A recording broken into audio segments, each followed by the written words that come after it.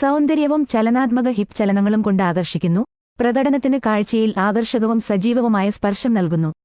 ദൃശ്യങ്ങളുടെ ആധികാരികതയും ഗാംഭീര്യവും വർദ്ധിപ്പിച്ചുകൊണ്ട് അതിസൂക്ഷ്മമായി തയ്യാറാക്കിയ സെറ്റുകൾക്കും കാശ്മീരിലെ അതിമനോഹരമായ പ്രകൃതി ദൃശ്യങ്ങൾക്കും എതിരെയാണ് ഗാനം ഒരുക്കിയിരിക്കുന്നത്.